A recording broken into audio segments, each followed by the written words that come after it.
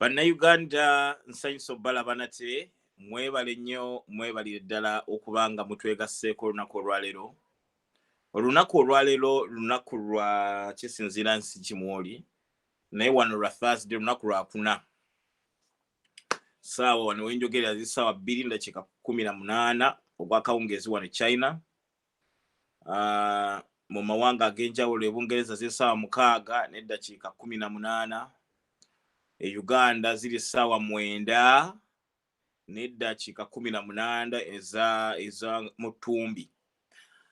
Mwebale nnyo kwagala nsi yammwe, mwebale nnyo kwewagalana, mwebale nnyo kwagala bulamu, kwagala ssanyu, kwagala mirembe, kwagala nkyukakyuka, mwebale nnyo kwagala abaana bammwe, bazzukulu bammwe, bakitammwe ne bannyammwe, mwebale kwagala baŋŋanda, abakona ab'emikwano, mwebale kwagala UNN, mwebale kwagala Kimugwe Live ne team, mwebale kwagala bannayuganda bannammwe nga tukuŋŋaanyi wano eno nga tubatuusaako information ey'enjawulo.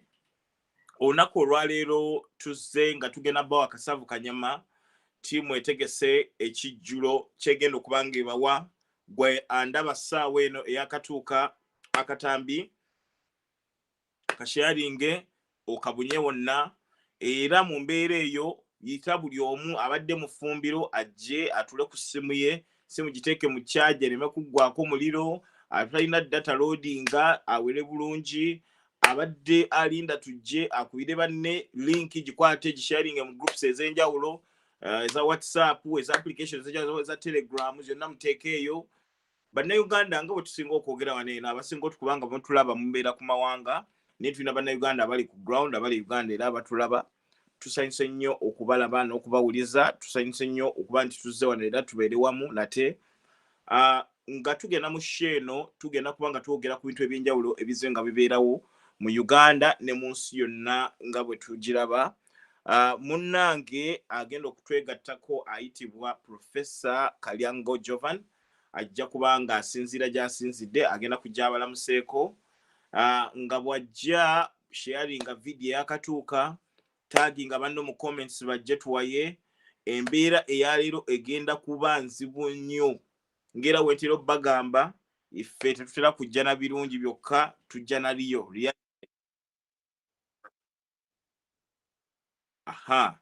Tujja kubanga tuli wamu nga tusabulira wamu. Njagala nkubulire nti sheeno gye tubagamba eya Voice of Revolution show ya bikolwa, si show ya lugambo, si ya mudomo, si ya kwasama, si ya kulepuka just ku making a show noise nga tulwana bino nabiri nga tukwatagana ebintu bitakwatagana. Tujja tubabulire ekiina okukolebwa, tukulage ngeri ki gy'osobola okuyimuka n'overwalling ideas zina mu bwongo n'oziteeka mu bikolwa. N'olw'ensonga eyo njagala obbaaniriza nate, mbaagala nnyo, mwebale nnyo mwebali eddala. Kati nga tugenda mu maaso, njagala osooka okukwatagana ne ku nsonga ya bannayuganda ababadde bawambibwa, ababadde babawamba, babawambira ki, era tukoze ekyokulabanga abawamba abantu baffe tubawa pate oba tubawa service gye bagwanidde okufuna nga abatukola obulungi ennyo. Tubadde ne drone project gye ngenda otandikirako. Drone project eyo tuzze tubagamba nti no mwetegereze nnyo drone, emmotoka ziyitawo zipaakinga, muziraba temanya zirimu, zikuba ebifaananyi postinga, kola bu video postinga, abazivamba bakuba ebifaananyi postinga, kasiteebanga efaanana nga drone. Abantu abamu balinga benga kutta amamundu tebategeereka, ku ebifaananyi postinga tutaginge, bw'obanga osobodde okujaŋŋanga ne banno mukikumeko omuliro, kubanga twakkiriziganyizza n'abakulembeze bagambye nti no, abakulembeze ba Uganda bagambye nti no drone bazeegaana tebazimanyiiko, era IGP wa Uganda wa poliisi n'avaayo n'agamba nti no, bwe tubalabanga bawamba abantu okuba amayinja oba bafa bafe. N'olw'ensonga twagala okubakumamu omulimu ogw'okwekuuma n'okuuma b'eŋŋanda zammwe baleme bawamba okubattira obwereere. Bw'obanga osobodde okwaŋŋanga drone ne banno miliyoni emu bweddu ey'ensimbi, drone ebeera eyokebbwa. Singa ababbi ne bakibba bantu mubeera mufunyeeko omu oba babiri, nabo ne mubookya, buli muntu yenna abeera nga mutujju, nalukalala, rebel, oba ogundi kidnapper gwe mubeera mukutte ne mumwokya buli muntu kakadde kalamba bw'oyokya omuntu nga tobadde na evidence nti wa drone guba musango gwa naggumulwa oba osse naye singa obeera olaze nti nno wuuno tayalina ID teyidentifyinze ali muleya wuno akutte emmundu obeera osobola okulagayo nti nno baabano oluvannyuma naye nga mukole buli kyo kakadde we kali kakalu tetugenda kulimba nti nno komawo enkya komawo wiiki ejja kasitoolega evidence eno nti nno wuuno tukola kino ne tumufuna wuuno emmotoka bamu abantu 8 kakadde kamu buli muntu obukadde 8 cash security kati tetukyalina security police yagamba tebamanyi abamaji ne babeegaana so tetusobola kugenda waabo abagambye balemeddwa bakwata n'olw'ensonga ffe bennyini ssaawa eno ffe tulina okwebeereramu ne twekolera security eyaffe bannayuganda abandaba njagala nnyo okubajjukiza nti nno kino ekintu tekibadde kipya kyakolebwa dda nnyo era kize kibangawo oluusi kikolebwa okutiisatiisa abantu bave mu bintu by'okwegugunga oba okwemulugunya oba okubanja akalulu kaabwe akabbibwa naye tuvayo ne tubagamba nti nno tetugenda kukkiriza mbeera yonna etunyigiriza ffe ng'abantu ba wansi gwali eyandaba olabika okuba nga tewafuna mukisa gulonda muntu wo kubanga wali ku mbeera yakyeyo naye kitegeeza ki okulaba nti nno wasonda ssente kazibe entono n'oziyisa mu coordinator owa NUP oba owa FDC oba pate yonna evuganya n'omuwa ssente nga wa kitundu mwova bensi mwova ne basonda obusente obw'ekinnaku ne mubuweereza Uganda omusajja n'asooka n'abubba nga mukyusa leeti n'abubbira mu residual fees ne charge fees ez'enjawulo ne mutuuka ne mugezaako okugula ebintu muguze posters biki tulabe nga mufuna abakulembeze be mwagala ne muyita mu process ezo zonna omusajja era n'avaayo n'abalaga nti nno abanyooma abajooga abayisaamu amaaso n'ateekawo abantu ye baayagala ate n'atandika obbawamba n'okuba kibooko n'okubatulugunya n'okubatta ng'agezaako bagamba nti nno nze nga nakyemalira ensi eno nagisuubula yange mmwe muli nsolo muli nte temugwanidde okuba na ddoboozi baganda bange abampuliriza ensi yaffe eyo yadde nga tuli ku mawanga ssente ze tukola tuziweerezaawa bupoloti bwe tugula tubugulawa byonna ebizimbe bitugezaako okukola wano nawali tulekera abaana n'abazzukulu tubikola tubiteekawa bano abasajja be mulaba bo tebakuba byeyo bwe weetegereza eggwanga mwoli kebeera olaba oba mulimu omuntu afaanana abakulembera e Uganda bali mu State House taliiyo bo batambula amawanga bagenda kuwummula bagenda muzyolidde tebagenda kuba byeyo nga ggwe nange tebagenda kukola CV bazitambuze tebagenda kunoonya mpapula mwe bakolera tebagenda kugenda mu bwakadaama wali olabyewo kadooma ng'ava mu famire ezo ng'abafaanana bw'ogenda ku airport n'olaba layini z'abaana bambadde ebyunifomu by'obwakadaama olabamu abafaanana abo batufuga bw'ogenda wali eri ku Ministry of Internal Affairs ogenda ssanga nga Uganda yonna eweddeyo okugjako ekitundu ekimu bano abafuga mu babeera kubanga bamanyi nti no kasita tuva mu Uganda ne tugibalekera bagenda kuwamba bakole byonna bye baagala ensi efuuse yaabwe mbajjukiza nti buli afulumya okugenda ku kyeyo ensi woogirese pulotyo woogirese toligisanga gwali eyo ng'obadde osonda obusente obweze Uganda manya nti nno bwe tutavaayo ffe kwekolamu mulimu kujja basajja abo ku mataka gaffe mu Uganda yaffe tulemeddwa ensi bagenda giguza abachina bagiguza abayindi abazungu efuke nga yabagwira sawa zino wenjogerera Uganda yensi ekyasinze okuwa abantu abanoonya obuddamu mu Africa yensi ey'okubiri mu nsi yonna juzi bawa Museveni $1,30,000 alabirira abantu yakozesaako $2,000,000 ezisigadde n'ateeka mu nsawo abantu abali mu buddamu babawa ID oba national ID ezaffe ez'abannayuganda ne babawa amannya ag'abannayuganda ne bagamba mulonda akalulu singa tuba n'abantu miliyoni z'abantu abanoonya obuddamu ba refugee 7,000,000 ne bajja mu Uganda bonna ne babawa obutuuze gw'oliba okola kaki oliba olyaki abaana bo banaakola ki banajjawo emirimu abaana bo banajjawa ettaka Uganda efuuse y'abantu bano abajja nga bakola bye baagala naye mbajjukiza wano eno nate nti no omuntu yenna agwanidde okusigaza obuwanga bw'ob'ettaka ye muntu omwetegefu birwanirira. Ng'obanga oli engolozo commentinga ku live kuno n'okusharinga enkya n'eggulo ntukola live luli ne luli omwaka ne gugwa wali nga tukola live tubagamba ebintu naye nga temuli beetegefu okukola bikolwa. Bw'obanga gwe omu ku bano ng'ogwa mu ttuluba lino manya nti nno ensi yo bajja gikutwalako nga weefuula omugezi ategeera bino ebintu n'obituulako. Tetujja wano kubanyumiza bintu munyumirwe emboozi mumale muddeyo mwebake n'enkya buke gwere omwezi gwere omwaka gije 2 3 4 5 10. Buli woofuluma eggwanga n'ogenda ku kyeyo bw'oba ogenze mu Buwarabu manya tebajja kuwa butuuze, ogenze kukola nga muddu tebagenda kuwa mulimu tebakuwadde gwa university gwa office no, otuukira mu ffumbiro lya Muwarabu na mu kinaabiro kye. Abaana abo mulaba bali mu biyumba abamu babasoya akaboozi ne babakaka akaboozi, abamu babakwata emabega ne maaso. Lwaki okeera enkya oyagala mutabani wa muwala okubanga agenda mu mbeera eyo? Bw'obanga oli mwetegefu okulaba nti nno ogenda ku kyeyo ng'ekikutwala ku kyeyo kunoonya mbeera, bwe nkugamba nti no mu Uganda mulimu abantu ababba ssente y'omuwoomusolo, ssente ezo nga bazitereka mu maka agaabwe. Lwaki togenda mu maka omwo n'ojjamu ssente eza bizinesi gye weetaaga? Bw'obanga ddala okakasizza nti no embeera eriwo bagitaddewo bagimanyi. Omuntu agezaako okwetaasa obutafa kimugwanidde okukozesa buli kimu ekisoboka obutafa njala. Bw'ova Uganda n'ogenda ku kyeyo 100% riskis obulamu bukwaga ennyonyi kw'olinnye si gwagivuga si ya nnyoko si ya kitaawo.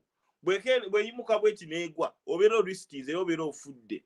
Naye mbabuulira kino, singa okeera enkya n'ogamba nti no ekyeyo nkikubye ebbanga obuvubuka bunzigwako njatuuka nina emyaka 5 nga sirina kye nsobola kukola kansire Uganda nsala amagezi nkwatagane ne bannange byendabye mu nsimbi rabye era Uganda empya manyi ki kye yeetaagisa. So bwe tujja wano tetujja wano okubagamba nti nno tulwanyise Museveni kyokka, ekyo mukimanyi tulina okukikola. Tulina n'okujja wano ne tubagamba nti nno mu mbeera gye tulimu tulina okutandika okukuba ttooki mu maaso tugambe nti nno ensi weenaaba ng'efuuse eyaffe nga tugiwangudde mu ngeri yonna nga tugifunye nga ffe tugiri mu mifumbi, tunaagitambuza tutya? Minister of Finance enaaba ekola etya? Mufe aba struggle mwekolemu omulimu munoonye okumanya musome koosi ezigwanidde okukola mu bitongole bino ng'ojja bikolamu ng'okolera ggwanga nga tozze kubba nga bano abaliyo bakagina n'abalala. N'oyingira URA n'olowooza erimbalala yonna erimbalala. Bannange lwaki biro ebintu mmwe abaagala eggwanga bw'olabanga munno aleesewo embeera esosola mugambe nti no abantu enkya bajja tukyukira batukyawe batukole obukyamu. Lwaki tetukola ekituufu? Bw'olabanga okukolera Museveni akwadde order oba muwuuzi ng'ataddeho order ekuwa eteekawo embeera y'okusosola okutulugunya abantu, mukyukire mukube essasi. Ojja kuba muzira newe bali kukola kimanyi ojja kubanga oli mu byafaayo ebyafirika yonna n'ensi yonna. Mwaba muyinako access mututaase. Tuli eno tuli bantu ba wansi kati omwana owa boda alitukadde wa Museveni alitukadde wa muwozi. Imwe abamuliraanye bawa order yadde nga bakukuza baze bakuza gwe weekubeko mu kifuba baako olokokera ogambe nti naye bannange byenkoze mbikoze ebikyamu. Let me redeem myself. Let me atone for my sins. Let me change my ways. Ogambe nti nno byenkoze mbikoze ntuuse wentuuse omusajja ono kamulungi kacaayi. Oba mukube luyi oba mufuuyire kola kyonna ekisoboka kasita oba ng'okimanyi nti nno bano abasajja bagenda kuvaawo tukole Uganda egwanidde. Tugenze mu makooti tugamazeeyo be baliyo. Tugenze mu poliisi okuwaaba be bagitwala.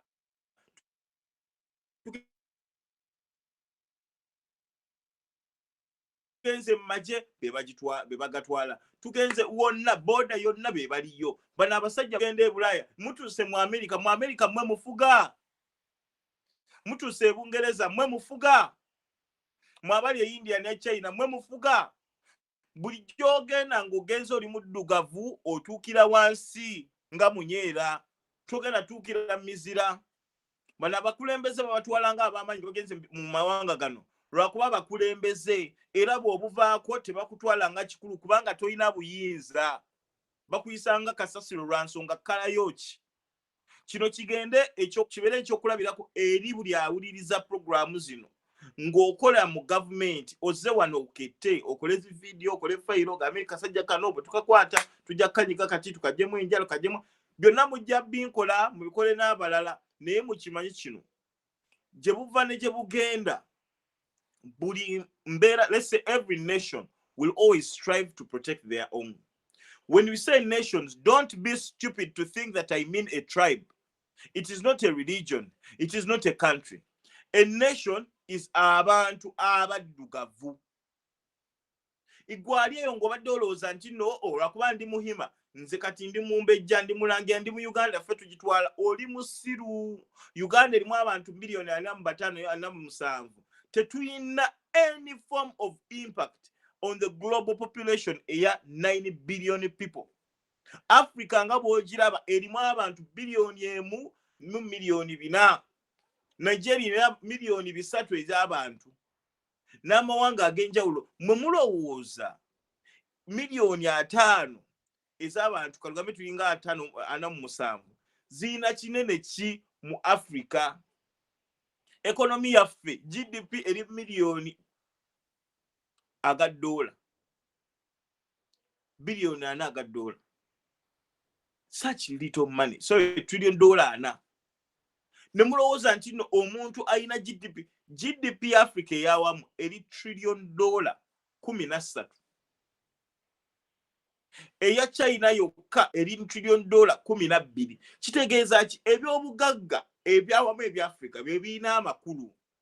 Nsanyusa okulaba mukulu Kalyango nandiwa nyumya mune bannabe tukusanyukidde lamusaako ku bantu awo twongera osabula kwanza. Bannayuganda mujebaleko abafunye ebirungi nga bulijjo mbagamba mwebalize Mukama Katonda namwe abafunye ebizibu Katonda y'omu yababanyiga ebiwundu namwe abalala essuubi teribagwamu ebiriwo mu ggwanga n'ebigenda mu Africa ne East Africa in particular.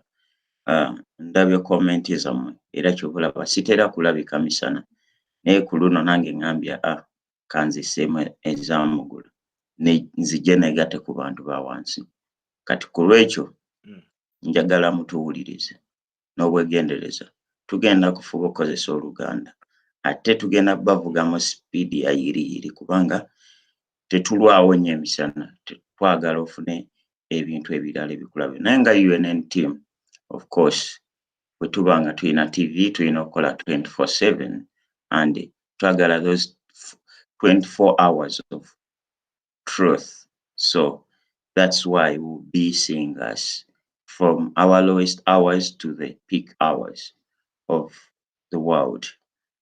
Atefetuli blessed until we work from different time zones.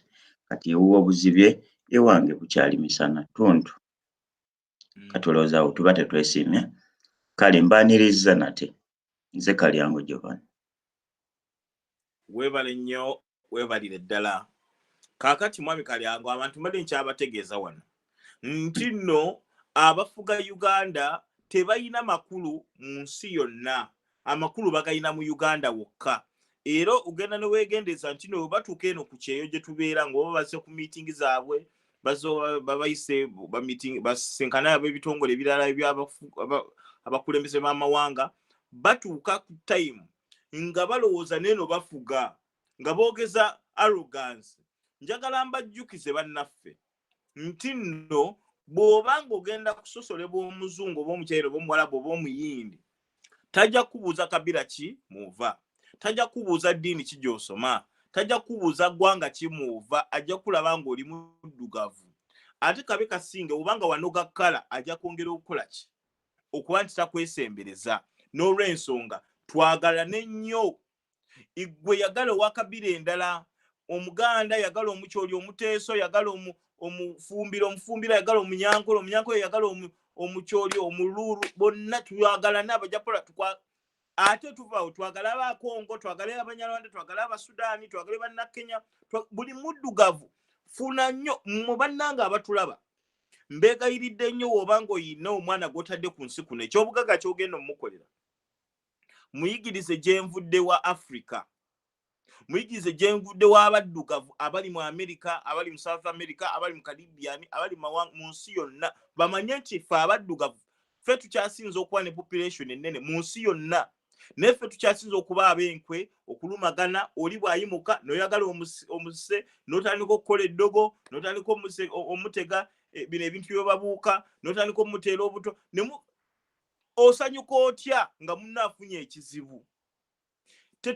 nvayo nnyo ne mbagamba nti ne political party zatuwuddiisa nnyo kubanga buli munnayuganda kabeewo NRM oba NUP ayagala amalwaliro amalungi agalimu eddagala ng'oyagala obeera ng'oli wa NRM nga bw'ogwoba olwala ogenda mu ddwaliro ogamba nti mumbe kwiniini owa NRM kwiniini y'omu palado y'omu buli muntu ayagala okuwangala okuba omulamu era bw'olwala oyagala bakujjanjabidde buto obeere ng'oli mulamu n'olw'ensonga aba NUP oba FDC oba DP bwe bavaayo okulwanyisa enkyukakyuka baleete enkyukakyuka mu Uganda bakikola buli omu mu Uganda abeere bulungi si bo bokka naye naawe wa NRM n'olw'ensonga mbagadde nnyo mwagale amawanga agatuliraanye Kenya, Tanzania, Rwanda, Congo ne Africa yonna era abaana bammwe mubayigiriza ebifa mu mawanga gano bwe mubiwuliriza mubibuuze ne bannansi abava mu mawanga go mubakoleko omukwano bw'obanga oli mu ggwanga yonna gy'oli gy'okubira ekyeyo toyogera na bannayuganda bokka kozesa chansi ako yogerako n'abava mu mawanga amalala Nigeria bantu si babi bano ffe tubaamu n'omutima omubi nga tusosolaŋŋana olaba tusosola abantu abava mu mawanga amalala mu nsi endala ne bwe tubeera mu ggwanga ewaffe ne tutandika okusosola aba political party endala bwe tuva ne tutandika okusosola owa kabira endala ne mudda nogamba kati nga family tetwagala bakazini baffe we bati ne mbeera nga muva taata n'omama y'omu ne mutandika okusosolaŋŋana ng'abooluganda munaabikomya ddi obugwaga obubawedde tulina okwagalana kubanga abantu betulwanisa bano abazungu abaagala otutto tumalawo bakolagana bakkiriziganya bassa kimu kanyongerezaawo Omuntu Wawansi baleeta covid ono oba bamukola n'Abachina situmanyi naye bamala obbikola babireese batandise oteekawo ate zi vaccine omusajja w'e Burundi president n'abagoba n'agoba World Health Organization n'agoba UN amala obbagoba wayita emyezi oba gumu ebiri n'afa yafa ekintu tekitegerekeka bavayo gamba nti no yabika afudde covid nga nabo tebategeera gwe n'obeera ne university nga zisomesezza obusawo myaka 18 n'olema okubanga osobola okukola vaccine eya polio n'olema okukola vaccine eya siriimu covid najja nga tulina kulinda vaccine zikolebwa abayindi zikoleddwa Abachina zikoleddwa iffe tulina ki mu bwongo bannange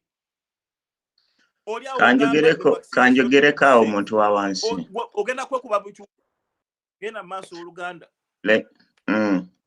omanyi obadde oyogera ebintu bingi nga mpuliriza nga neebuuza ebibuuzo leero mbadde neebuuza ekintu kyennyini ekya president why head of states mu Africa bavuddeyo ne bawakanya openly COVID-19 nga tuvudde ku bubi bwabwe lwaki bagenda mu mbeera gye bagendamu. The most recent is Magufuli, who has brought in what we had called the for us in academia we used to call it the Magulification of Africa. We learned some things from that gentleman. He had his own shortcomings that I'll address later. Naye Abafirika namwe abatufuga kyenjagala obbaga nga bo bagambye nti bw'oyiganya kalyango nga kimukubisa okuba mu Muganda. Ffe bwe tujja eno abaddugavu munanjulira ababeera mu nsi z'abazungu Europe, Canada, Australia.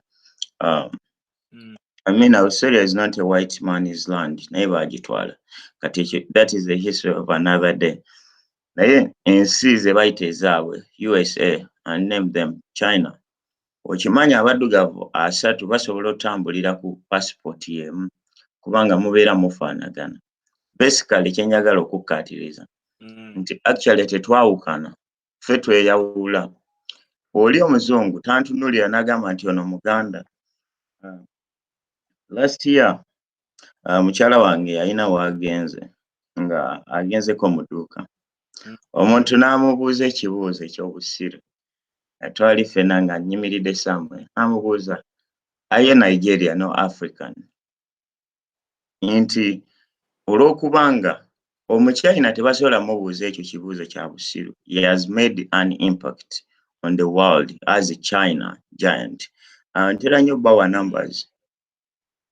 Numbers zigamba nti China for the last 10 years ebadde spending $30 billion. $30 billion okusomesa Abachina abroad. Actually, China today owns 60% of international students, and those numbers may have increased. I need to check my statistics. So basically, China, buli university gyengenzeemu, at least nsomeddeko kati mu universities e Bulaya ezisoba mu 3. Actually, ne ku university ya kuna gyensomeddemu. Naye one of the most disturbing things, or one of the most amazing things, nti buli wootuuka ku university waliwo school of Chinese. Balina library yaabwe government gyesasula ey'Abachina ti abaana baffe mubaleke basome. Nsomeddeko e Italy, nsomeddeko e Netherlands, nsomeddeko e Bungereza, nsomeddeko mu America. Okuva ku Ivy League universities, Abachina balina special treatment. So bo bali mu future, like you said it early. Kati twagala nga bwe twetegeka ate era tubenga nga bwe twetegeka okujjako dictator, naffe tubenga twetegeka okukolera mu future. Olwaleero bw'okebera universities mu nsi yonna ezisinga mu computer science and artificial intelligence, I'm privileged nti I deal with artificial intelligence projects. Okola machines oba zifeedinga data. Projects ezimu nzikolako. Apps, kati leero wano wetwogerera, these are mobile apps, right? These are softwares, they coded them, and here we are, we can fight the evil media and the evil government like ours. So, Abachina balinako universities 15 ku 2 ezisinga mu computer science. What am I trying to say? Nti bali already mu future, but bandigambye nti okusoma kwaffe wano Abachina kulungi. Lwaki batwala abaana mu Europe? Kubanga nze wensomedde sinasomerako China. Naye n'ekirala Abachina abo mubalaba lwaki mboogerako in terms of numbers n'okusoma. Okimanyi the most prestigious scholarship in the whole world, Bagita Swazmani scholarship, you know that it takes place in America.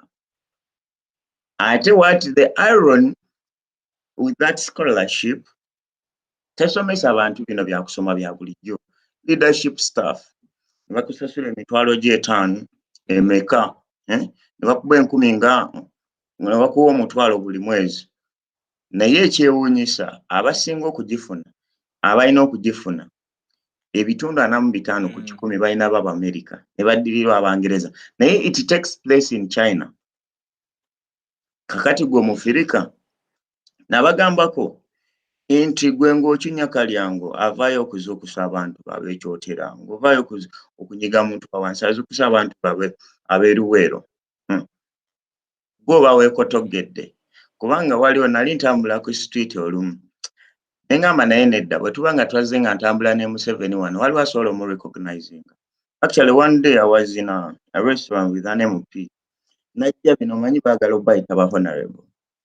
Na picking a tray owa restaurant yamuboggolera nga ye tamumanyi nti wali MP ne mugamba olabye nti tufaanagana. Oyinza okuba oli honorable naye honorable talina makulu ng'abantu b'okiikirira obwavu beeyaguza lujjo. Ekyo kyogambye kyennyini ensi zonna migration, when I studied the economics of migration, America is the benchmark of economics and how to control migrants in a given country. Naye gwe bw'oba oleeta ba migrants mu nsi yo nga otagetinga kimu bagenda kunonda kamba wendaga muntu creating our mirimu n'ogamba nti abana abantu they can add on my economy. Italy, in the last 5 years, they had a problem of unemployment. Balina unemployment rate yatuuka ku 21%. Nga buli bantu 100 osangako 21 tebalina mirimu. Ne batuula bakwata what I call the economics of migration. Bakwata eyo concept. Ne nga kati ate nga Abafirika bava mu Africa bavubuka bato basaabala ku maato. Omuyitale n'agamba how do I use this? Mu kaseera mpaawo kaaga Italy yakwata abo abaana abaali batuuka ku gundi ku nnyanja nga bagamba ezo millions 3 ze bawadde Museveni yajjako 2 mufo ky'okugamba nti zino sente ezizze katuzimbewo ebizimbe ebyokulabira bano migrant tukolewo language centers tusomesa olulimi ffe kuba gwe Museveni si gogenda otusomesa naye ffe bakalyanga balutegeera tugenda dusomesa tufunemu ekikuli amagala eddiba.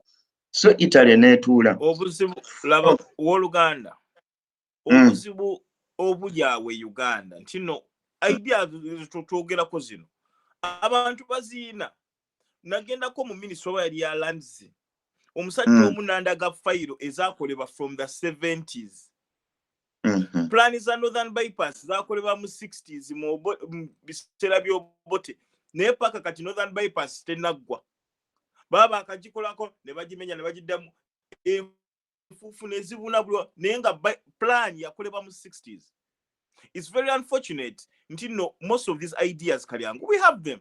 You'll have this idea woli ebulaya nogiwa omuzungu n'agamba nti idea nungi nakupushinga nobeera nga gwagenda nogikola mu nsi ye naye ate gwe bali idea nogitwala e Uganda bagenda kukutogera badde ne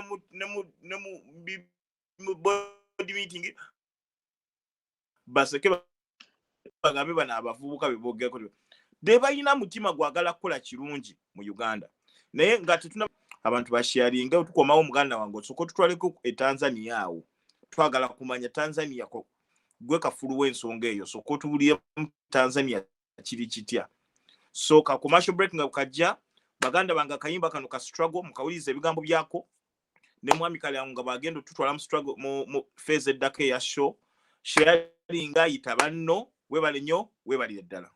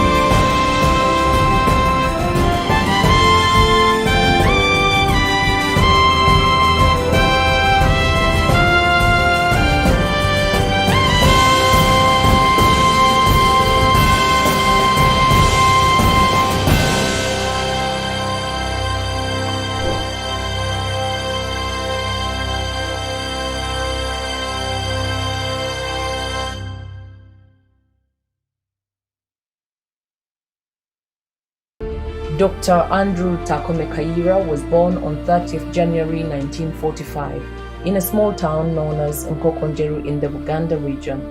He is regarded as one of Uganda's forgotten heroes, a true nationalist whose love for his country sent him to an early grave. He was a lawyer and professor and had many accomplishments since 1971, with many of his accolades attained from his education and political experiences, both nationally and internationally. Significant is his doctoral dissertation titled Condoism in Uganda, which has awarded him an internationally recognized terminology now used in criminology. He joined several political organizations, including Uganda Freedom Movement, UFM, which he was the leader, the Uganda National Liberation Front, UNLF, later joining the National Resistance Army, NRA, which had once been his organization's rival. Dr. Kaira is regarded as one of Uganda's forgotten heroes, a true nationalist whose love for his country led to his premature death. He was just 46 years old when he was assassinated on 6th March 1987 during a dinner with his close friends and 3 female acquaintances. His killers have never been brought to justice.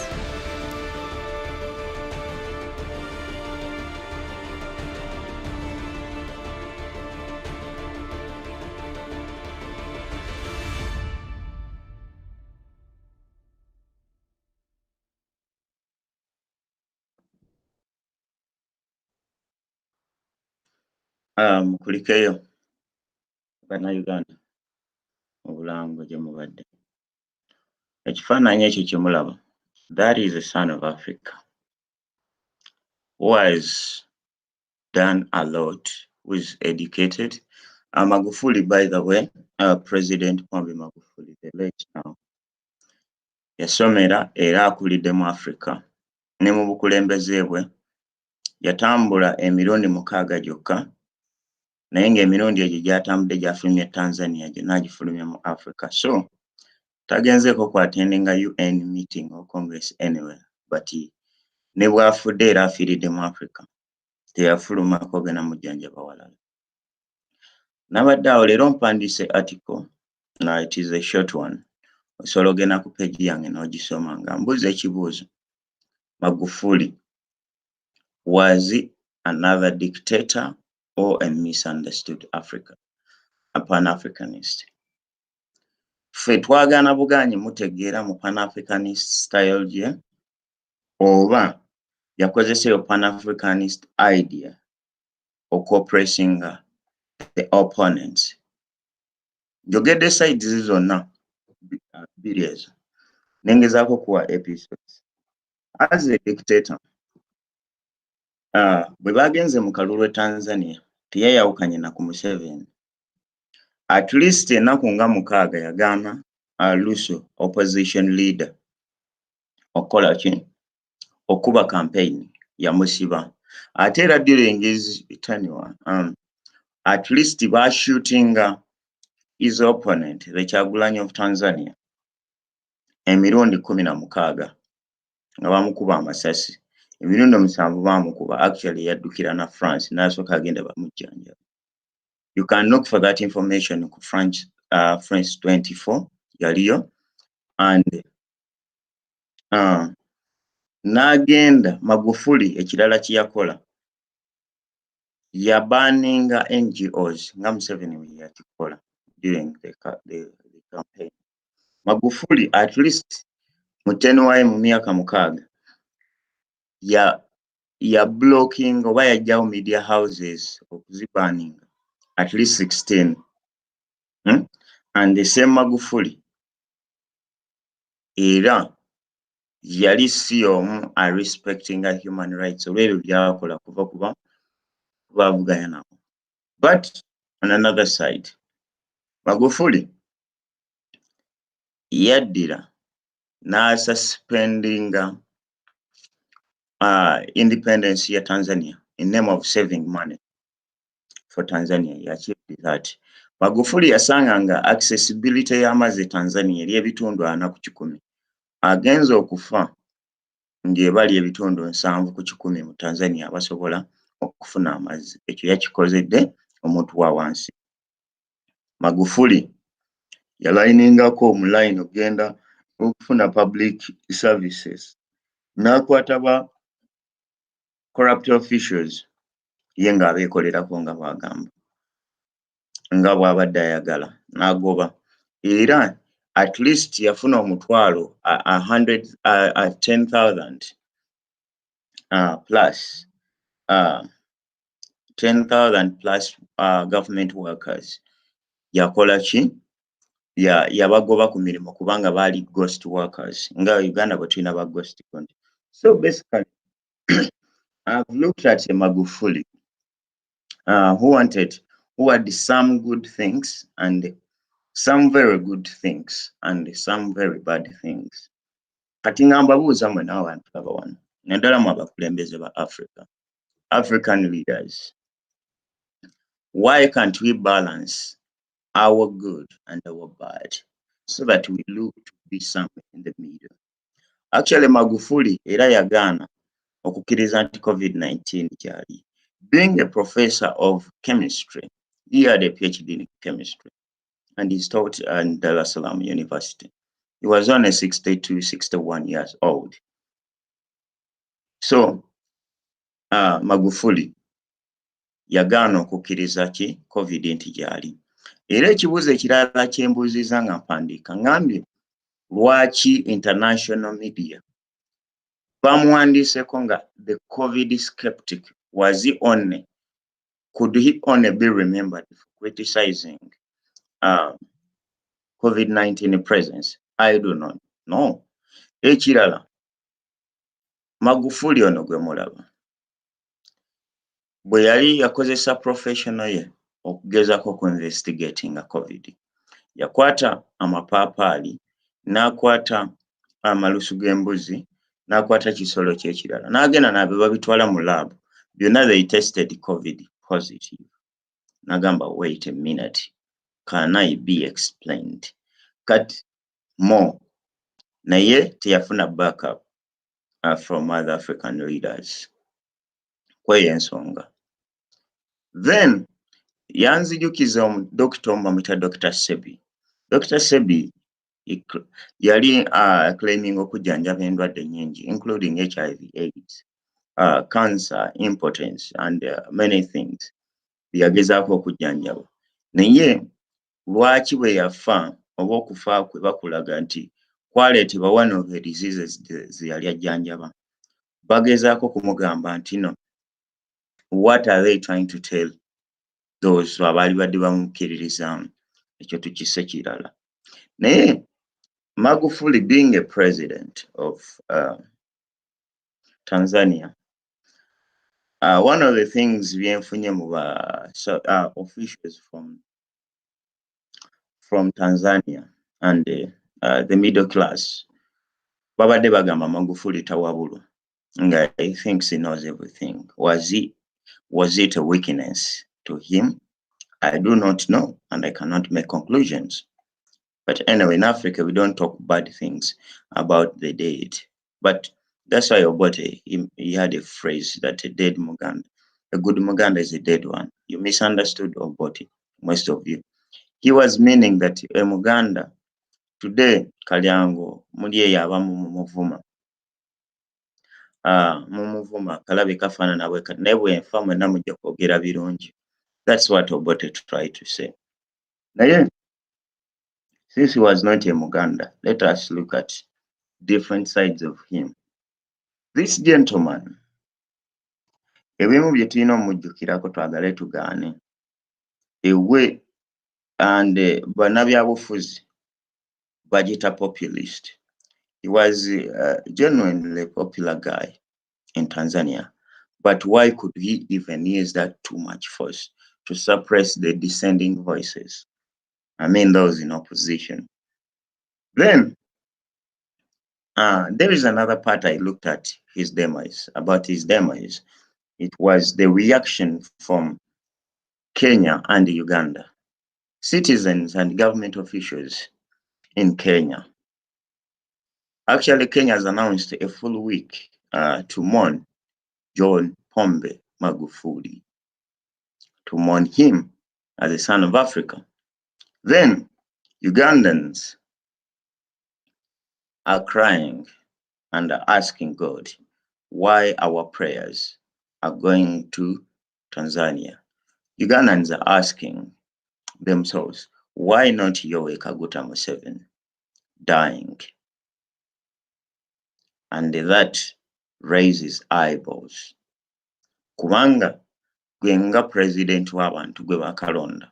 Ngezezaako supervising social media.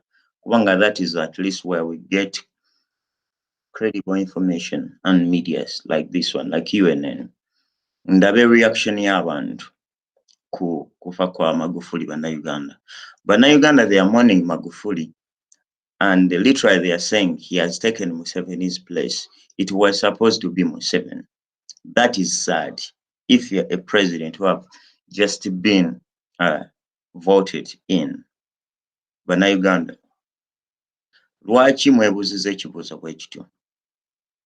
And that is deep. That is deep. That is deep. And I'm asking myself, and I want to ask you, is it that Ugandans are not doing enough to pray for Museveni's demise? Or is Museveni already dead and is another person doing Uganda? It seems Ugandans are insinuating that Museveni must have died or he must die. And why, if a president, you should, your people should wish you to be dead. Just anytime they wish that, okay, that can happen. Nze kinnenyamiza ate ne kindeetera okulowooza kulala nti lwaki abakulembeze tebamanya we balina kukoma. Nagamba nti oke kati abantu bankyaye, kubanga ne bwe twandibadde nti kalulu kaddala kukola kikulonda, bwe bandikuwangudde bandigambye nti okay, like Kenyans have been changing leaders, like Tanzanians, the Chikwetes, the Hassan Mwenyes, they left alive, and the Nyereres, they left alive. Why is it that in Uganda, actually in Uganda today we don't have a living former president? Is it a curse? Are Ugandans trying to pray for something that will never happen, or something that happened before, or it is just that God is delaying them? Bannayuganda, essaala zammwe zirina kwongerwamu oba zikyabulamu simanyi nange. I'm just trying to think, but I don't know whether I'm thinking right or wrong. So Pombe Magufuli, in conclusion, byensobola omwogerako. Pombe, he was many things in summary. Abadde alina ebintu ebirungi ennyo ku ye, ate era ng'alina ebibi ennyo ku ye.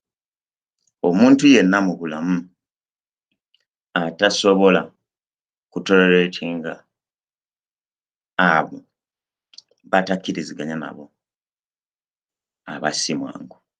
Omuntu yenna atasobola kukakkana oba kubuulirirwa ku bintu ebimu aba muzibu. But still, ekirala, Magufuli mwagale mugaane, abadde ayagala Africa ne Tanzania from my perspective. N'ekirala, Magufuli kyatuyigiriza nti mu Africa there is no independent state.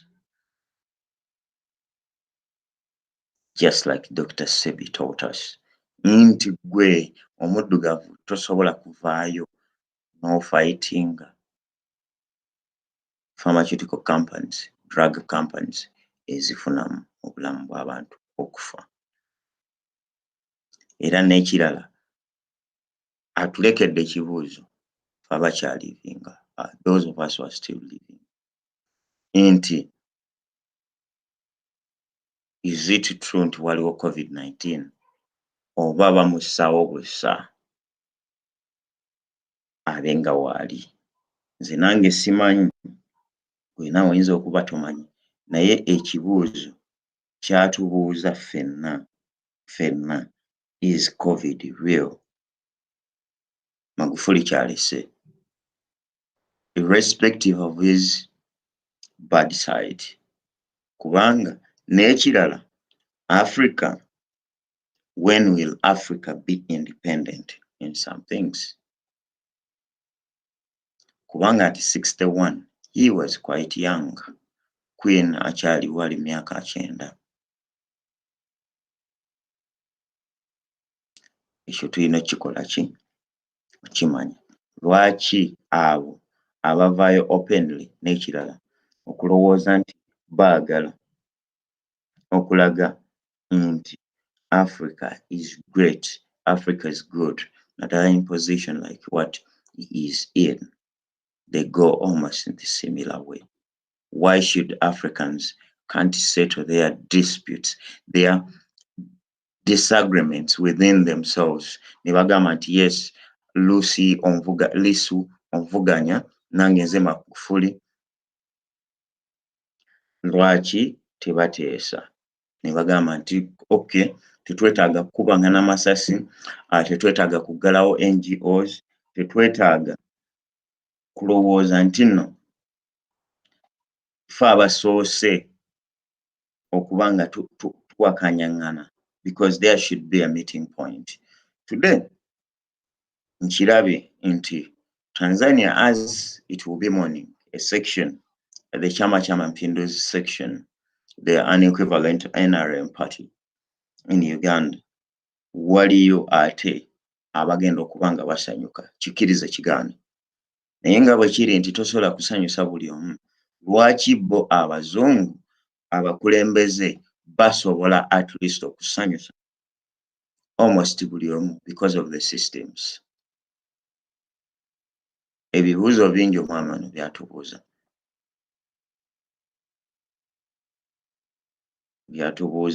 bye tulina okukola ki?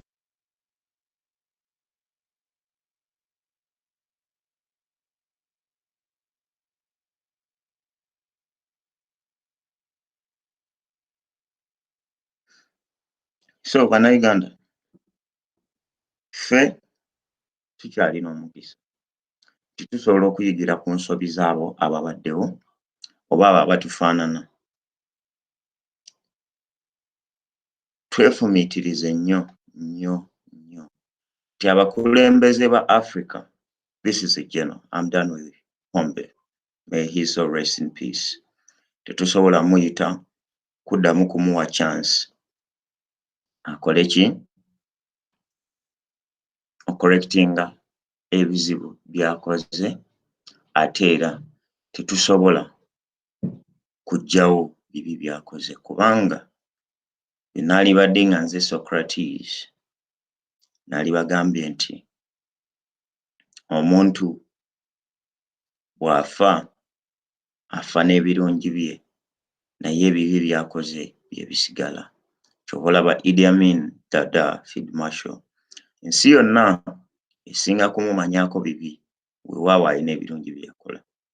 Lwaki ebibi by'omuddugavu bi overshadowing ebirungi bye, naddala nga mukulembeze? Ekyo ekibuuzo njagala okyefumiitirize gwe munnayuganda, kuba nkozesa lulimi Luganda intentionally. Now, mbadde nga mpitaayita mu streets za social media, ne ndaba bajjaaji b'e Uganda nga bali mu kwekuba bo bennyini. When shall we grow up, Africans? Because one of our weakest points is to disagree amicably, peacefully.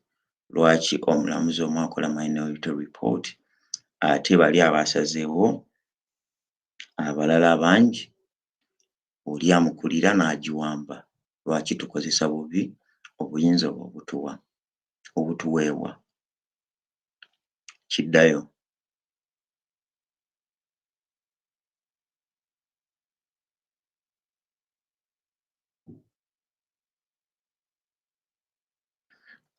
Kiddayo eri abo ababa bafunye obuyinza nabo be bakulembera, nga beebuuza nga twebuuza answer ze tutalina. So I will say that may he so rest in peace, John Pombe Magufuli, and we who are living tuyige okutoleratinga, tuyige mu nsobi ze, ate n'ebirungi bye tubimuggyeko, kubanga okikkiriza kigaana. Pombe yagaana okufuluma Africa ne Tanzania, byonna ebibi abikoledde Tanzania. Naye ffe, when we feel oppressed, tulowooza nti okudduka e Uganda oba okuleka ensi yaffe oba ogende walala gye tusobola okufunira emirembe. Lwaki tulowooza bwe tutyo? Ye yagaana n'agamba dying in Africa and he achieved that. Ebirala byonna obimuggyako nti ne baamini balina gundi zaabwe naye at least baafubutuka ne bagenda ewalala. That is commendable. Kati Munnayuganda oli eyo naddala mu abawagira gavumenti still bw'obeera president w'ensi, lwaki ensi eyo? Kubanga bwe bagambye nti rumors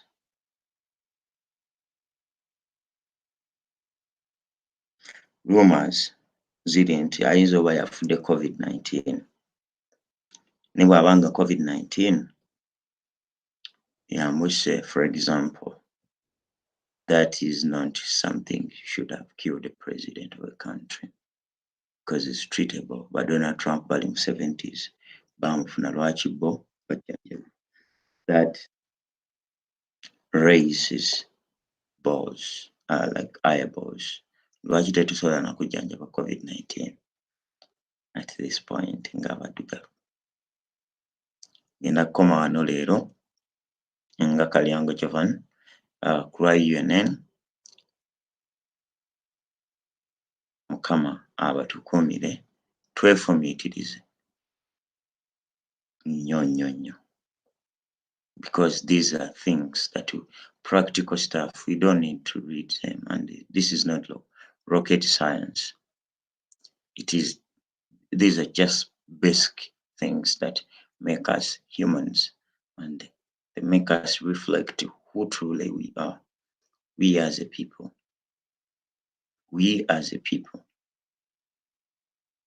Is it our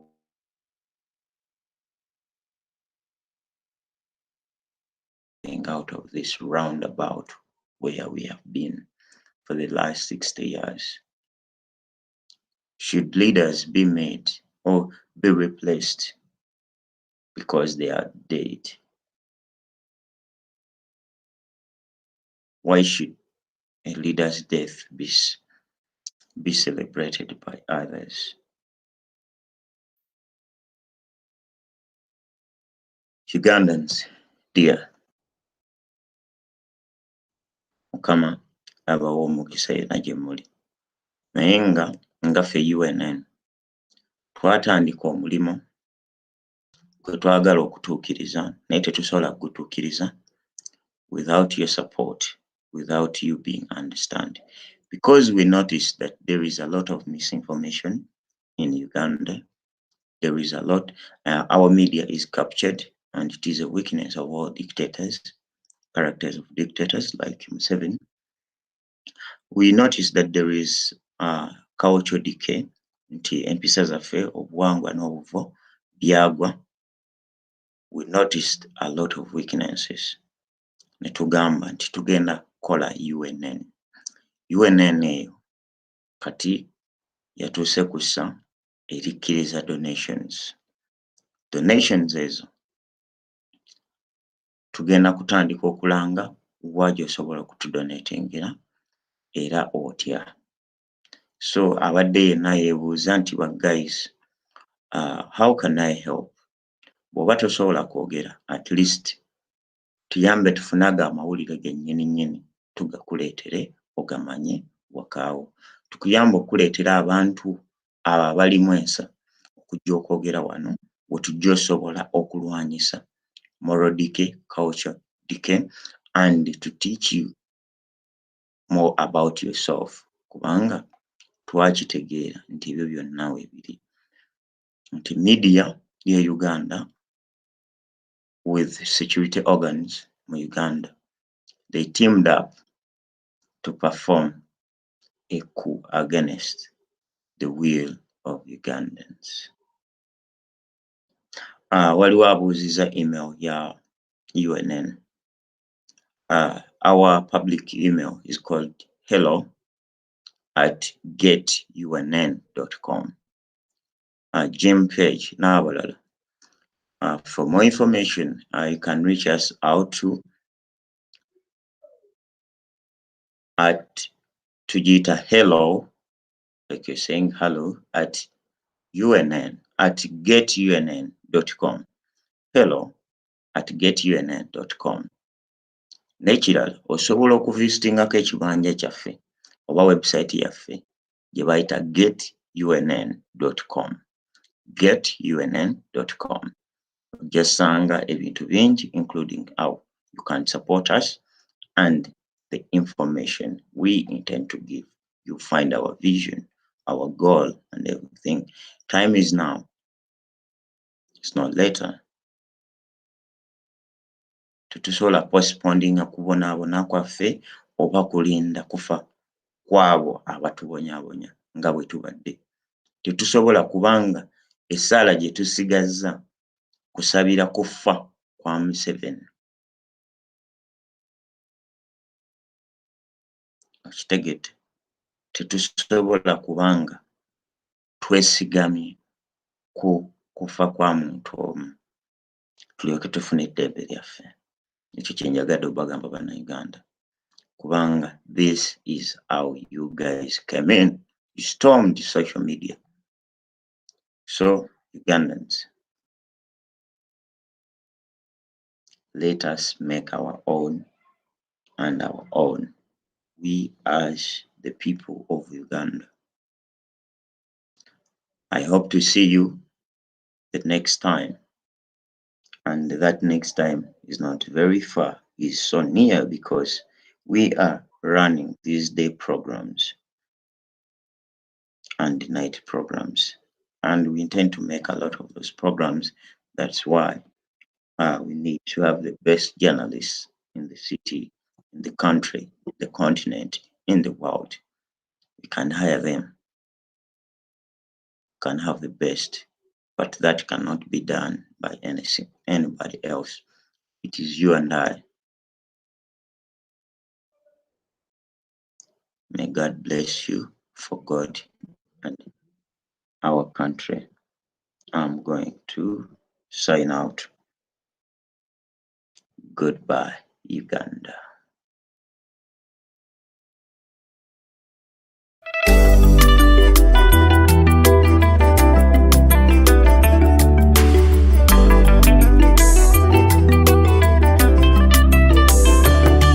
Mukama yanukula essaala zaffe, omugenyi najja musulako ebibamba naye ebikolimo by'enkoko tebitakamunye, musiiba mugamba gowonyegera bikusambya.